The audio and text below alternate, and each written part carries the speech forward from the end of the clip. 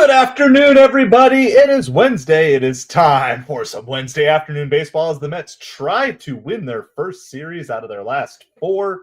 They need the win here today. So we are super excited to be with you here today.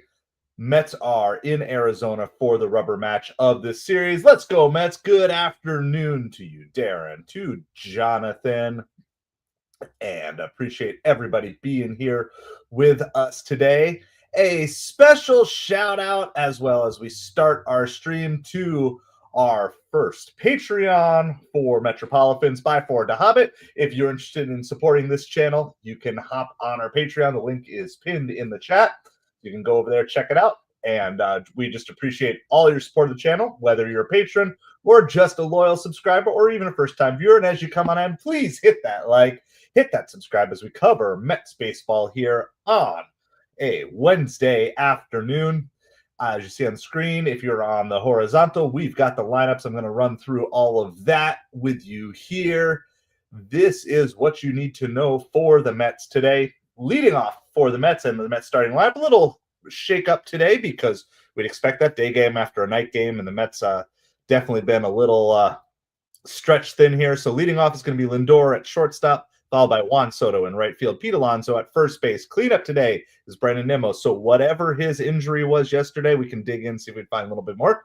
But obviously not impacting him too much. However, do note that Nimmo is the designated hitter today, so he will not be playing the field. So obviously he feels good to swing, but maybe stay off of the knee, back, leg, whatever the issue was exactly yesterday. Luis Torrens is batting fifth and catching today. Brett Beatty playing third base, so in for some maybe defense today, hitting sixth, followed by Luis Angel Acuna in batting seventh, playing second base. Jeff McNeil in left field today, Tyrone Taylor in center field. So definitely a little bit of a different twist to the lineup. Jonathan is predicting a score of 9-2 Mets today. I already said that I feel that this should be a Mets blowout today. I'm just feeling it. Kodai Senga is pitching for the Mets. Merrill Kelly pitching for the Diamondbacks. Darren, let's go Mets, baby. You better believe it. All right, and Jonathan's further prediction here for Juan Soto. 4 walks today. Pete Alonso, 3 for 4, 3 RBIs. Nimmo and Alvarez, 2 RBIs. So I would expect for sure Alvarez to be available off the bench if the Mets need a pinch hitter in whatever way possible. I want to just say hello to everybody. We're waiting for the game to start. Game set to start here in just a minute or so. But we have all of that going on here today. So, like I said, appreciate each and every one of you in this time. Adriano, hello from the United States. We're covering New York Mets baseball from the United States. I'm from Florida. Of course, the Mets are from New York, but I appreciate each and every one of you. However you are coming in, wherever you're coming from, please make sure you hit that like, hit that subscribe. We are on the journey to 500 subscribers, trying to get there by July for the All-Star break. We just went over the 250 mark this week, so our next checkpoint in on this journey to 500 will be 300, so the sooner we get there, the better. So we're super excited. We're going to be covering Mets baseball on both a vertical and the horizontal stream today. And so if you are on the horizontal stream, this is slightly more interactive than what you get on the vertical, but we appreciate you either way, whatever suits you best. And if you can't watch the game in person, or you're on the road, we want to cover that for you. So we're just covering actual New York Mets baseball. I'm not video gaming. We are English only, though. Just a heads up, we're English only in the chat, but we do appreciate everybody hanging out with us here.